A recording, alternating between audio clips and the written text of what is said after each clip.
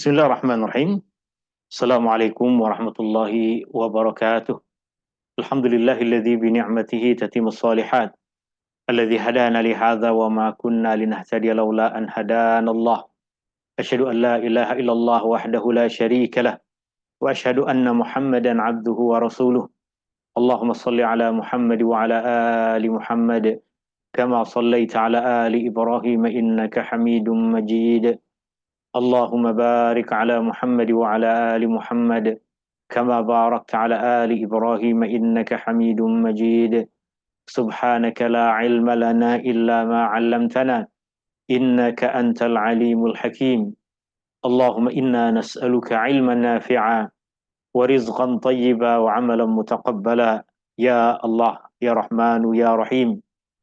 Ya Allah, berkatilah umur kami. Ya Allah, berkatilah ahli keluarga kami. Ya Allah, berkatilah ilmu yang Kau ajarkan kepada kami. Ya Allah, berkatilah rizki yang Kau limpahkan kepada kami. Ya Allah, berkatilah anak-anak kami.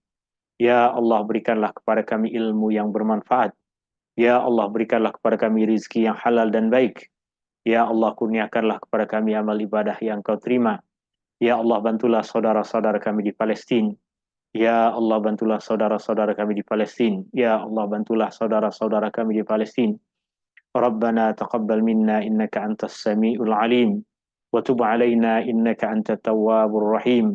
Rabbana ighfir lana wa li ikhwanina alladhina sabaquna bil iman wa la taj'al fi qulubina ghillan lil ladzina amanu rabbana innaka ra'ufur rahim.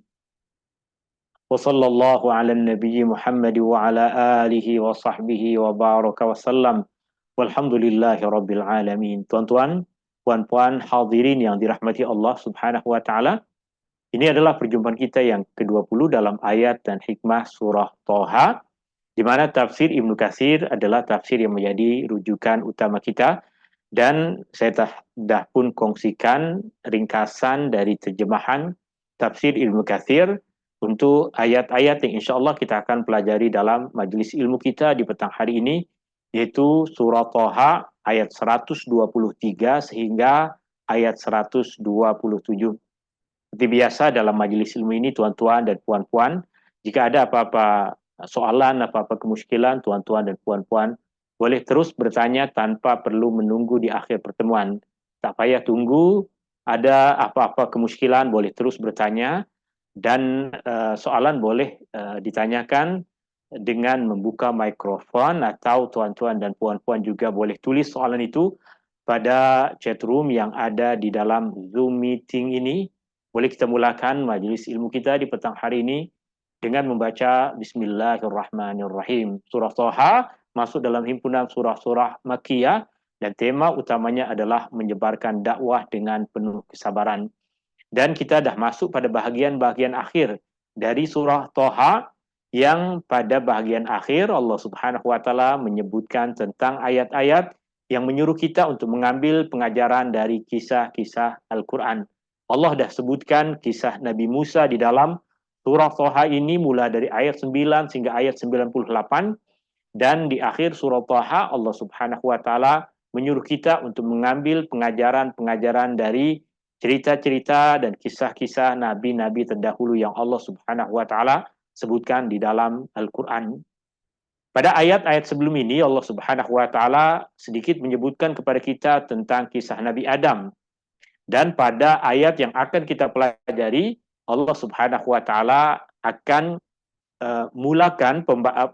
mulakan ayat yang kita baca ini dengan pengajaran yang perlu kita ambil dari kisah Nabi Adam alaihi salam. Ini ayat-ayat yang insya Allah kita akan pelajari, dan kita mulakan dengan ayat 123 di mana Allah Subhanahu wa taala berfirman, A'udzu billahi minasyaitonir rajim. Qala ihbita minha jami'a ba'dukum li ba'din adu fa imma ya'tiyannakum minni huda faman ittaba'a hudaya fala yadhillu wa la yashqa. Qal, dia berkata, atau Allah berkata, Allah berfirman. Di Di sini tiada perkataan Allah, tapi difahami mengikut kepada konteks ayat ini dan ayat sebelumnya, bahwa yang berkata pada ayat ini adalah Allah Subhanahu wa taala. Allah berfirman, "Ihbita, turunlah kamu berdua." Mana perkataan kamu berdua pada ayat ini? Perkataan kamu berdua ada pada huruf alif pada lafaz ihbita. Jika kita buang huruf alif, maka perkataan ini akan dibaca dengan bunyi ihbit, yang bermaksud turunlah. Dan perintah ihbit yang bermaksud turunlah adalah perintah untuk satu orang. Kerana Allah Subhanahu wa taala tengah memberikan perintah kepada Adam dan pasangannya, dan mereka berdua, maka perintahnya tertuju kepada dua orang ini. Ihbita, turunlah kamu berdua, wahai Adam dan Hawa. Minha, darinya. Di sini kita terjemahkan dengan maksud dari syurga. Kerana jika diterjemahkan dengan maksud darinya, boleh jadi kita yang berbahasa ini tidak faham dengan apa yang disebutkan di dalam ayat yang mulia ini. Maka diterjemahkan dengan terperinci. Darinya maksudnya dari syurga. Ini kerana sebahagian besar dari kita ketika membaca ayat-ayat Al-Quran, kita akan membaca ayat demi ayat, tidak membaca satu surah secara keseluruhan. Jika kita membaca satu surah secara keseluruhan, kita akan memahami maksud dari satu ayat berasaskan kepada apa yang disebutkan pada ayat-ayat sebelumnya. Tapi dalam kelas pun kita tidak mempelajari semua ayat-ayat dalam satu majlis. Maka jika tiba-tiba saya mengatakan, kemudian turunlah kamu berdua darinya, apanya di situ? Maka terjemahan memberikan perincian pada sesuatu yang mungkin boleh jadi kita tersilap dalam memahaminya. Turunlah kamu berdua dari surga itu bersama-sama. Kemudian Allah Subhanahu wa taala himpunkan kandungan yang ada di dalam ayat ini dengan ayat-ayat sebelumnya yang Allah menceritakan tentang penentangan iblis dan tipu daya iblis kepada Adam serta tipu daya iblis kepada pasangannya, yaitu Hawa. Allah Subhanahu wa taala berfirman, "Ba'dukum li ba'din adu." Sebahagian dari kamu adalah musuh kepada sebahagian yang lain. Perkataan ba'dukum yang bermaksud sebahagian dari kamu, maksudnya sebahagian dari manusia. Li ba'din, kepada sebahagian dari golongan jin, dari golongan iblis. Adu adalah musuh. Kenapa disebutkan sebahagian? Bukankah iblis dan pengikut-pengikutnya adalah musuh bagi kita? Sebab banyak di antara manusia yang tidak menjadikan iblis sebagai musuh. Ada yang suka mendengar nasihat-nasihat dari iblis dan mengikutinya. Ada yang menjadi follower kepada iblis. Apa sahaja keburukan yang dibisikkan oleh iblis dan syaitan, dia akan ikut kepada bisikan, bisikan itu akan turut kepada apa yang disuruh oleh iblis, maka mereka menjadikan iblis sebagai sahabat, bukan menjadi musuh. Sedangkan kita, orang-orang yang beriman, kita tahu bahwa iblis dan para pengikutnya adalah musuh kepada kita. Dan Allah Subhanahu wa taala kemudian memberikan pesanan kepada Nabi Adam, kepada pasangannya, dan juga kepada semua anak keturunannya, termasuk kita semua. Termasuk di dalamnya tuan, puan, termasuk semua orang yang beriman ataupun orang yang tidak beriman, patut mengambil pengajaran dari ayat ini. Allah Subhanahu wa taala berfirman, "Fa imma ya'tiyannakum minni huda." Kemudian jika datang kepadamu petunjuk dariku, jika datang kepadamu minni, dariku, hudan, petunjuk, famanittaba'a hudaya, fa, maka, man, sesiapa, ittaba'a, mengikuti, hudaya, petunjuk aku, fala yadhillu, maka dia tidak tersesat, wala yashqa, dan dia tidak sengsara. Sesiapa yang mengikuti petunjuk aku, kata Allah, dia tidak akan tersesat, dia tidak akan sengsara. Al-Imam Ibnu Katsir kemudian perincikan kepada kita sedikit demi sedikit makna dari ayat ini, tapi kerana ayat ini adalah ayat yang menyebutkan tentang berita yang telah berulang, maknanya kisah Nabi Adam telah pun disebutkan oleh Allah Subhanahu wa taala di surah Al-Baqarah. Maka Imam Ibnu Katsir hanya memberikan kepada kita maklumat yang ringkas sebab kita pun telah mempelajari surah Al-Baqarah dan kita telah mempelajari banyak perincian tentang kisah Nabi Adam. Allah Subhanahu wa taala berfirman, "Turunlah kamu berdua dari syurga itu bersama-sama." Allah memerintahkan Adam, Hawa dan juga iblis, syaitan untuk meninggalkan syurga. Kita telah membincangkan isu ini dalam pembahasan surah Al-Baqarah dan dalam pertemuan yang lepas pun kita telah menegaskan bahwa Allah menciptakan Adam untuk hidup di bumi. Allah menciptakan Adam bukan untuk di syurga. Artinya, penciptaan Adam adalah untuk menjadi khalifah di bumi sebagaimana yang Allah firmankan di dalam surah Al-Baqarah ayat 30. Wa idh qala rabbuka lil malaikati inni ja'ilun fil ardi khalifah. Allah berfirman kepada para malaikat, sesungguhnya aku telah menjadikan seorang khalifah di bumi. Adam diciptakan untuk bumi. Dan dari bumi baru Adam dan keturunannya boleh berkekalan masuk ke dalam syurga, boleh masuk ke dalam syurga dan hidup berkekalan jika mengikuti petunjuk yang Allah Subhanahu wa taala turunkan seperti yang Allah perincikan pada ayat yang tengah kita pelajari ini.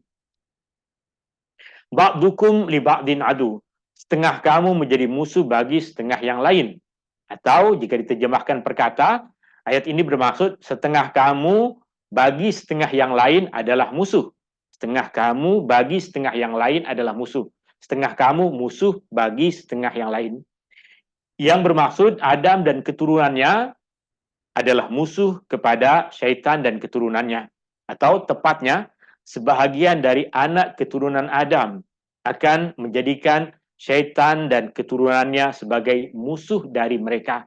Kerana kita dah perincikan tadi, ada orang-orang yang menganggap bisikan-bisikan dari syaitan adalah nasihat-nasihat yang baik yang mereka dengan bisikan-bisikan itu mereka semua mengikuti hawa nafsu mereka tanpa mengambil kira pantang larang dari Allah Subhanahu wa taala, hukum hakam Allah tanpa mengira syariat Allah Subhanahu wa taala. Pesan Allah kepada Adam, pesan Allah kepada pasangannya, kepada anak keturunan mereka termasuk kepada kita semua adalah fa imma ya'tiyannakum minni huda. Maka apabila datang kepada kamu semua dariku petunjuk. Jika datang kepadamu petunjuk dariku dari Allah, famanittaba'a hudai. Maka sesiapa yang mengikuti petunjukku. Abu Aliyah, seorang tokoh ulama tabi'in berkata bahawa petunjuk yang dimaksud adalah para nabi dan rasul. Jika datang kepada kamu semua petunjuk dan petunjuk dari Allah Subhanahu wa taala akan datang kepada kita melalui nabi dan rasul yang Allah Subhanahu wa taala utuskan. Dalam sejarah umat manusia, Allah telah menunaikan apa yang Allah Subhanahu wa taala janjikan kepada Adam. Allah Subhanahu wa taala mengutus para nabi dan rasul untuk membawakan kepada umat manusia petunjuk dari Allah Subhanahu wa taala. Selain petunjuk yang dibawa oleh nabi dan rasul, ada juga penjelasan yang disampaikan oleh pengikut para nabi dan rasul. Umat yang tidak berjumpa dengan nabi dan rasul, boleh jadi mereka akan berjumpa dengan para pewaris nabi dan rasul yang mewariskan ilmu yang mereka ajarkan kepada umat manusia. Kita tidak berjumpa dengan Rasulullah sallallahu alaihi wasallam, kita tidak berjumpa dengan para sahabat Rasulullah sallallahu alaihi wasallam, tapi sebahagian besar dari apa yang dulu Rasulullah sallallahu alaihi wasallam ajarkan dan sampaikan kepada para sahabatnya telah direkodkan oleh para sahabat, telah dikongsikan kepada generasi selepasnya dan dipelihara generasi demi generasi sehingga sampai kepada kita. Allah pelihara Al-Quran dan Allah Subhanahu wa taala pelihara asas hukum hakam yang ada di melalui sunnah Rasulullah sallallahu alaihi wasallam. Ada beberapa perincian yang mungkin tak sampai kepada kita, tapi perincian tersebut adalah perincian-perincian yang tidak menjadi satu kewajiban ke atas umat Islam untuk mengetahuinya. Kerana segala sesuatu yang umat Islam perlu mengetahuinya berkaitan dengan agama telah sempurna Rasulullah sallallahu alaihi wasallam sampaikan kepada para sahabat, dan telah sempurna para sahabat sampaikan kepada generasi selepasnya. Adapun beberapa perincian yang ada perbezaan pandangan di antaranya, di antara para ulama, maka boleh jadi sebabnya adalah kerana perkara itu adalah perkara cabang dalam agama yang Allah Subhanahu wa taala sengaja tidak memberikan kepada umat manusia perkara-perkara yang menegaskan berkaitan dengan isu-isu itu, agar umat Rasulullah sallallahu alaihi wasallam mahu menggunakan ilmu mereka, agar umat Rasulullah sallallahu alaihi wasallam mahu bersusah payah belajar agar mereka boleh mendapatkan kesimpulan yang tepat berasaskan kepada apa yang diajarkan oleh Rasulullah sallallahu alaihi wasallam melalui ayat-ayat Al-Quran yang Allah turunkan atau melalui petunjuk dari Nabi sallallahu alaihi wasallam. Maka sesiapa yang ikut, siapa yang turut kepada petunjuk yang Allah Subhanahu wa taala turunkan tadi, sama ada terus datang kepada kita melalui nabi dan rasul ataupun penjelasan yang datang melalui riwayat-riwayat yang sampai kepada kita melalui nabi dan rasul. Kita tidak hidup pada masa nabi dan rasul, tapi apa yang nabi ajarkan kepada umatnya yang menjadi asas dalam agama telah pun sempurna sampai kepada kita. Sehingga jika kita dalam agama hanya menggunakan apa yang diriwayatkan dari Nabi SAW, maka sempurnalah agama kita untuk kita berjumpa dengan Allah Subhanahu wa taala dalam keadaan tidak kekurangan apapun pada agama kita. Allah Subhanahu wa taala maka tegaskan, fala yadhillu wa la yashqa. Niscaya dia tidak akan tersesat dan ia pula tidak akan menderita azab sengsara. Fala yadhillu bermaksud maka dia tidak tersesat, wala yashqa bermaksud dia tidak sengsara. Sahabat Nabi SAW Abdullah bin Abbas radhiyallahu anhuma berkata, dia tidak akan tersesat di dunia ini dan tidak pula akan menderita di akhirat. Maaf, tidak akan menderita di dunia dan di akhirat. Di dunia tidak akan sesat, dunia akhirat tidak akan menderita. Allah Subhanahu wa taala berfirman, "Fala yadhillu wa la yashqa." Kemudian ayat 124, ayat 125. "Wa man a'rada 'an dzikri fa inna lahu ma'isyatan dhanka wa nahsyuruhu yaumal qiyamati a'ma. Qala rabbi lima hasyartani a'ma wa qad kuntu basira." Waman dan sesiapa a'rada berpaling an zikri dari peringatanku atau dari mengingatku atau dari petunjukku, fa inna maka sesungguhnya lahu baginya, bagi orang itu, ma'isyatan kehidupan dhanka sempit, ma'isyatan dhanka kehidupan yang sempit, wa nahsyuruhu yaumal qiyamati a'ma dan kami akan himpunkan dia pada hari kiamat nanti dalam keadaan buta. Maka ketika dia dihimpunkan, dibangkitkan pada hari kiamat nanti dan dihimpunkan bersama dengan umat manusia dalam keadaan dia buta, maka dia akan berkata, dia berkata, Rabbi lima hasyartani a'ma, Tuhanku, kenapa engkau himpunkan aku, bangkitkan aku dalam keadaan buta, wa qad kuntu basira, dulu di dunia aku boleh melihat. Di sini Allah Subhanahu wa taala menjelaskan tentang keadaan orang yang buta hati di dunia, mata mereka akan dibutakan oleh Allah Subhanahu wa taala di akhirat nanti. Allah berfirman, "Wa man a'rada 'an dzikri," dan sesiapa yang berpaling an zikri daripada mengingatku, daripada peringatanku, daripada petunjukku. Mengingatku maksudnya mengingat Allah Subhanahu wa taala. Apa maksud kita mengingat Allah Subhanahu wa taala. Mengingat Allah Subhanahu wa taala ada makna yang umum, ada makna yang khusus. Mengingat Allah Subhanahu wa taala dengan makna yang umum maksudnya adalah hati kita sentiasa ingat kepada Allah Subhanahu wa taala. Hati kita sentiasa berkait dengan Allah Subhanahu wa taala. Dalam solat kita ingat Allah, ketika kita makan kita ingat Allah, ketika kita berjalan kita ingat Allah, ketika kita bekerja kita ingat Allah. Sehingga dalam setiap bahagian dalam kehidupan kita akan jauhkan perkara-perkara yang Allah haramkan dan kita akan lakukan perkara-perkara yang diridhai dan dicintai oleh Allah. Itu mengingat Allah dengan makna yang lebih luas. Adapun mengingat Allah Subhanahu wa taala dengan makna yang khusus adalah menyebut nama Allah Subhanahu wa taala untuk membesarkan Allah, untuk memuji Allah, untuk mengagungkan Allah Subhanahu wa taala.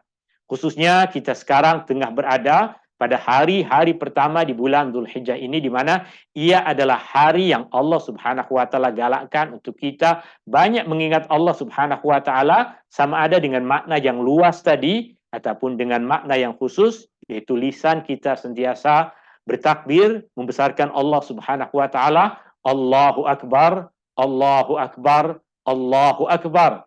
La ilaha illallah wallahu akbar. Allahu akbar walillahil hamd. Dan perkataan zikri juga boleh bermaksud peringatan dari Allah Subhanahu wa taala. Jika perkataan zikri bermaksud peringatan dari Allah Subhanahu wa taala, maka ia boleh kita fahami sebagai Al-Qur'an, sebab Al-Qur'an Allah turunkan sebagai peringatan dari Allah Subhanahu wa taala, ataupun petunjuk dari Rasulullah sallallahu alaihi wasallam juga bahagian dari peringatan yang Allah turunkan kepada kita. Sesiapa yang berpaling daripada mengingat Allah atau sesiapa yang berpaling daripada peringatan dari Allah, atau sesiapa yang berpaling daripada petunjuk Allah Subhanahu wa taala, siapa yang berpaling dari tiga perkara itu. Artinya Al-Imam Ibnu Katsir mengatakan maksudnya adalah menentang perintahku dan apa yang aku wahyukan kepada Rasulku, dan juga berpaling dan melupakannya dan mengambil petunjuk dari selainnya, dari selain yang Allah Subhanahu wa taala turunkan kepada Rasulullah sallallahu alaihi wasallam. Sehingga pada apa yang disebutkan oleh Imam Ibnu Katsir, ia meringkaskan apa yang tadi kita sebutkan, bahwa perkataan zikri boleh bermaksud apa yang Allah Subhanahu wa taala turunkan kepada Rasulullah sallallahu alaihi wasallam, yaitu peringatan, sama ada berupa Al-Qur'an atau petunjuk yang datang dari Rasulullah sallallahu alaihi wasallam. Dan yang kedua adalah berpaling mengingat zikri yang kita pahami tadi dengan maksud mengingat Allah Subhanahu wa taala, yang di sini diringkas dengan melupakannya, melupakan petunjuk dari Allah Subhanahu wa taala dan melupakan Allah Subhanahu wa taala itu sendiri.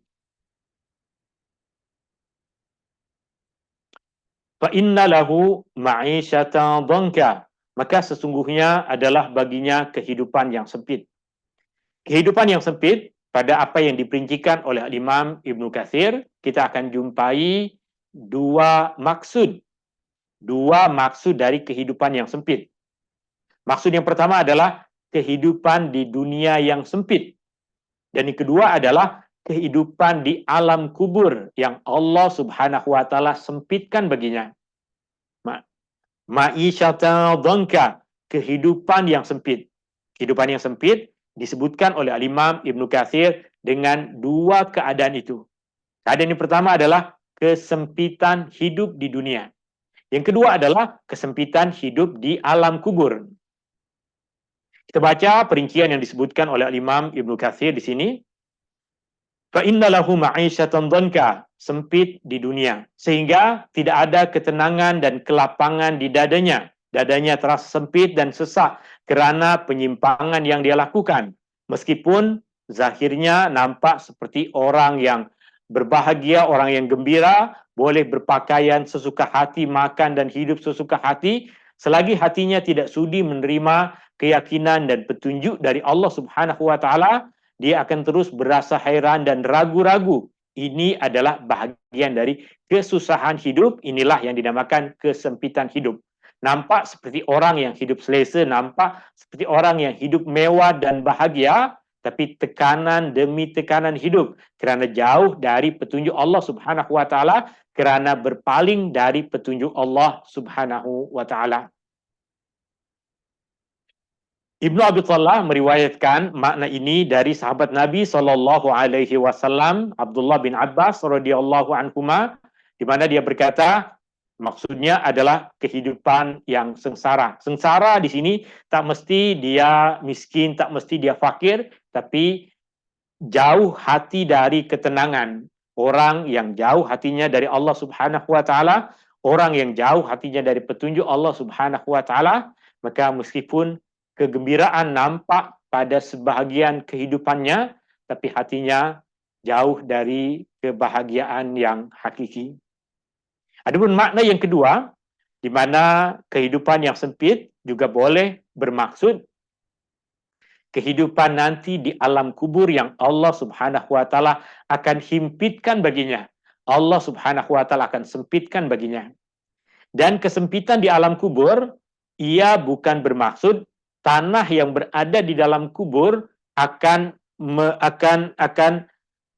sempit bagi jenazah yang berada di dalam kubur. Dia tidak maksud seperti itu. Yang dimaksud adalah alam kubur, alam barzakh, alam di mana nyawa orang tersebut, ruh orang tersebut dihimpunkan oleh Allah Subhanahu wa taala. Ruh orang-orang yang beriman akan dibawa oleh Allah Subhanahu wa taala. Allah perintahkan para malaikat untuk membawanya ke tempat yang indah di dalam surga. Dan ruh orang-orang yang kafir, orang-orang yang jauh dari petunjuk Allah Subhanahu wa taala akan berada di tempat yang sempit. Ini sebahagian dari makna tadi disebutkan oleh Imam Ibnu Katsir, diriwayatkan oleh Al-Bazzar daripada sahabat Nabi sallallahu alaihi wasallam Abu Hurairah radhiyallahu an, daripada Nabi sallallahu alaihi wasallam, berkaitan dengan bahagian ayat yang tengah kita pelajari, fa innalahu ma'isyatan dhanka, maka sesungguhnya adalah baginya kehidupan yang sempit. Yang dimaksud di dalamnya adalah azab kubur, siksa di dalam kubur yang ia tidak mesti ada pada tanah perkuburan. Kerana sebagai contoh tuan-tuan dan puan-puan yang dirahmati Allah Subhanahu wa taala, jenazah Firaun dia tidak dikebumikan di dalam tanah. Jenazah Firaun yang sekarang dikenal sebagai Ramses yang kedua, dia berada di dalam muzium yang sejuk, dijaga, ditengok sentiasa keadaannya. Setiap beberapa tahun akan dibawa ke Perancis untuk dibuat bedah selidik tentang perkembangan jasad tersebut, adakah rusak ataupun tidak, tapi jasad tersebut tetap berkekalan. Maknanya jasad itu berada dalam keadaan yang baik. Tetapi Allah Subhanahu wa taala ceritakan di dalam Al-Quran bahawa Fir'aun dan para pengikutnya tengah berada di dalam azab kubur. An-naru yu'raduna 'alaiha ghuduwan wa 'ashiyya. Neraka akan sentiasa diperlihatkan kepada mereka pagi dan petang. Maknanya yang diazab oleh Allah Subhanahu wa taala bukanlah jasad yang ada di dalam tanah, tapi yang diazab oleh Allah Subhanahu wa taala pada siksa kubur adalah ruh dari orang-orang itu. Wa nahsyuruhu yaumal qiyamati a'ma, dan kami himpunkan dia pada hari kiamat dalam keadaan buta. Dibangkitkan pada hari kiamat dan dihimpunkan dalam keadaan buta. Apa maksud buta di sini? Ada tiga tafsiran yang disebutkan oleh Al-Imam Ibnu Katsir. Yang pertama adalah apa yang diriwayatkan dari Mujahid, Abu Saleh dan As-Suddi, tiga tokoh tabi'in. Maksudnya adalah orang itu tidak memiliki apa-apa alasan untuk membela diri pada hari kiamat nanti. Artinya mereka berpandangan bahawa buta di sini maksudnya adalah tak jumpa apa-apa alasan untuk membela diri pada hari kiamat untuk menyelamatkan mereka daripada azab Allah Subhanahu wa taala. Sebagian lagi berpandangan, itu diriwayatkan daripada Ikrimah, juga tokoh ulama tabi'in percaya bahwa orang kafir akan dibutakan dari segala-galanya kecuali neraka. Maknanya mereka tak boleh melihat apapun. Yang mereka boleh lihat hanyalah pintu neraka, yang boleh mereka lihat hanyalah neraka. Maka mereka tidak akan berjalan kemana-mana, melainkan ke arah neraka yang satu-satunya tempat yang mereka boleh memandangnya. Kemudian Al-Imam Ibnu Katsir, selepas mengkaji pandangan-pandangan ini, Al-Imam Ibnu Katsir membuat kesimpulan, boleh juga bermaksud bahwa orang kafir itu akan dibangkitkan atau diarahkan ke neraka dalam keadaan memang buta. Buta mata mereka dan buta mata hati mereka. Dan ini kenapa dikatakan buta mata? Sebab Allah Subhanahu wa taala sebutkan pada ayat selepasnya, qala rabbi lima hasyartani a'ma wa qad kuntu basira. Orang kafir tersebut berkata, wahai Tuhanku, kenapa engkau himpunkan aku, bangkitkan aku dan himpunkan aku di hari kiamat ini dalam keadaan buta? Sedangkan dulu masa aku hidup di dunia, aku boleh melihat. Allah Subhanahu wa taala memberikan jawaban pada ayat 126, 127, kenapa Allah Subhanahu wa taala bangkitkan mereka dalam keadaan buta. Allah berfirman, qala kadzalika atatka ayatuna fanasitaha wa kadzalika al-yawma tunsa wa kadzalika najzi man asrafa wa lam yu'min bi ayati rabbih wal 'adzabul akhirati ashaddu wa abqa. Qal, dia berkata, atau dia berfirman, Allah berfirman. Tentu dalam ayat ini tiada perkataan Allah, tapi seperti yang tadi dah kita sebutkan, berasaskan kepada konteks ayat ini, ayat sebelumnya dan ayat-ayat sebelumnya, kita tahu bahwa yang berkata qala pada ayat ini adalah Allah Subhanahu wa taala. Kadzalika, ka seperti, zalika itu. Kadzalika, seperti itulah. Kadzalika, seperti itulah. Atau terjemahan cantiknya, demikianlah keadaannya. Demikianlah keadaannya. Ka bermaksud seperti, zalika bermaksud itu. Atatka ayatuna. Atatka telah datang kepadamu. Ayatuna, ayat-ayat kami. Fanasitaha, lalu engkau melupakannya. Atau diterjemahkan di sini dengan maksud engkau melupakan serta meninggalkannya. Sebab melupakan di sini seperti yang kita pelajari dalam pertemuan yang lepas, maksudnya adalah sengaja melupakannya, sengaja melupakan petunjuk dan ayat-ayat Allah. Wa kadzalika, dan seperti itu juga. Wa dan ka seperti zalika itu. Wa kadzalika, dan seperti itu. Atau diterjemahkan di sini dengan maksud dan demikianlah. Al-yauma, pada hari ini. Al-yauma, hari ini atau pada hari ini. Tunsa, engkau dilupakan. Dulu di dunia engkau sengaja melupakan ayat-ayat Allah. Maka pada hari ini di akhirat juga engkau akan dilupakan. Engkau akan mendapatkan balasan seperti apa yang engkau buat. Dulu engkau lupa kepada Allah, maka di akhirat engkau akan dilupakan. Lupa bukan menjadi sifat Allah Subhanahu wa taala. Allah berfirman di dalam Al-Qur'an, "Wa ma kana rabbuka nasiya," dan Tuhanmu tidak lupa. Lalu kenapa di dalam ayat ini Allah Subhanahu wa taala menyebutkan perkataan lupa, engkau akan dilupakan? Maksudnya adalah engkau akan mendapatkan balasan seperti keburukan yang engkau buat di dunia. Engkau di dunia buat tak tahu, maka sekarang balasan orang tak buat tak tahu adalah seperti ini. Engkau dulu tak ambil berat terhadap hukum hakam Allah Subhanahu wa taala, syariat Allah, sekarang Allah Subhanahu wa taala akan memberikan balasan yang baik, akan memberikan rahmat dan naungannya kepada orang-orang yang beriman, sedangkan mereka akan dilupakan. Wa kadzalika, dan seperti itu, dan demikianlah. Najzi, kami membalas, kami memberikan balasan.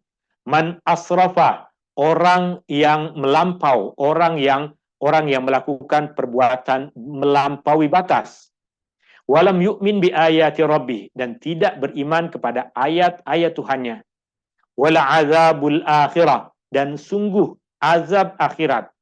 Dan sungguh azab akhirat, perkataan la pada lafaz wala azab bermaksud sungguh, la bermaksud sungguh.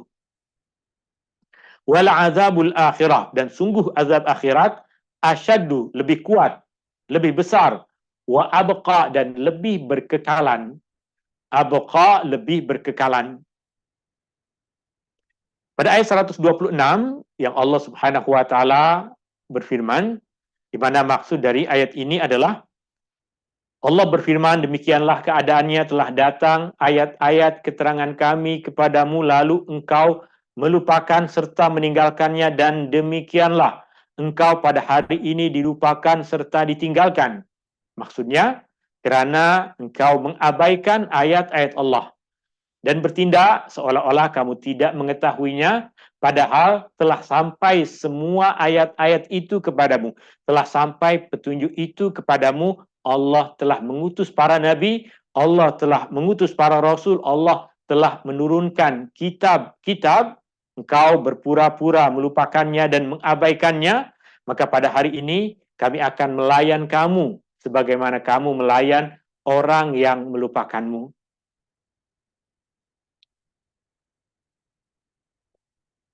Wa kadzalika najzi man asrafa wa lam yu'min bi ayati rabbih. Dan demikianlah kami membalas orang yang melampaui batas dan tidak beriman kepada ayat-ayat serta keterangan dari Tuhannya. Allah Allah berfirman, demikianlah kami memberi balasan kepada orang-orang yang melampaui batas dan mendustakan ayat-ayat Allah, sama ada balasan di dunia ataupun balasan di akhirat. Wal azabul akhirati asyaddu wa abqa, dan sungguh azab akhirat asyaddu, lebih besar, lebih berat, wa abqa, dan lebih berkekalan. Jikapun Allah timpakan kepada manusia azab di dunia, maka azab di dunia adalah azab yang ringan dibandingkan dengan azab di akhirat. Azab di dunia adalah azab yang sementara dibandingkan azab yang di akhirat yang boleh jadi berkekalan selama-lamanya. Ini bermakna azab di akhirat akan lebih pedih daripada azab di dunia, dan akan terus menimpa mereka, dan mereka akan kekal abadi berada di dalamnya. Khalidina fiha abada. Mereka kekal di dalamnya selama-lamanya. Tuan-tuan, puan-puan yang dirahmati Allah Subhanahu wa taala, ini ayat-ayat yang kita pelajari di majelis ilmu kita di petang hari ini. Semoga apa yang kita pelajari ini ada manfaat, ada kebaikannya. Dan kemudian di akhir pertemuan ini ada beberapa pengajaran yang kita boleh ambil. Yang pertama, berasaskan kepada ayat pertama tadi, Allah Subhanahu wa taala tegaskan kepada kita bahwa syaitan adalah musuh kita untuk selama-lamanya. Syaitan tidak akan memberikan bisikan kebaikan kepada kita. Tuan-tuan dan puan-puan, terkadang ada bisikan dari syaitan masa tengah solat. Seakan-akan bisikan tersebut adalah bisikan yang baik. Apa contohnya? Syaitan kadang membisikkan kepada kita, awak tadi dah baca surah Al-Fatihah ke belum? Tak sah solat jika tak baca surah Al-Fatihah. Batalkan je solat, ulang solat balik agar solatmu sempurna. Maka kita pun batalkan solat kita dan kita solat balik. Maknanya, yang kita dengar tadi nasihatnya adalah nasihat dari syaitan, sebab yang mengganggu manusia masa tengah solat hanyalah syaitan.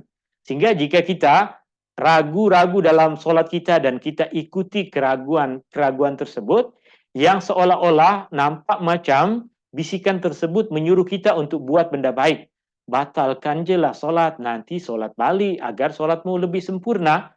Maka kita pun batalkan solat dan ulang solat kita. Yang suruh solat kita bukan dapat wahyu dari Allah Subhanahu wa taala masa kita tengah solat. Kita dapat bisikan dari syaitan. Apa yang patut kita lakukan? Solat tidak batal, tidak rusak, hanya kerana ada keraguan di dalam solat kita. Rasulullah sallallahu alaihi wasallam perintahkan kita untuk berpegangan kepada apa yang kita yakini. Apa yang kita yakin telah lalui, maka itu semua telah kita lakukan. Jika kita dah berada pada rakaat yang terakhir, jangan kita fikirkan, tadi rakaat pertama dah baca Al-Fatihah ke belum? Rakaat kedua dah baca Al-Fatihah ke belum? Kita sekarang tengah berada dalam rakaat yang keempat, solat Isya, maka fokus pada rakaat yang keempat saja. Dengan keyakinan semua perkara yang telah kita lakukan adalah ibadah kita yang telah kita tunaikan kepada Allah Subhanahu wa taala. Pengajaran yang kedua, Allah akan sentiasa memberikan petunjuk kepada umat manusia dari generasi ke generasi dahulu melalui para nabi dan rasul yang Allah utuskan.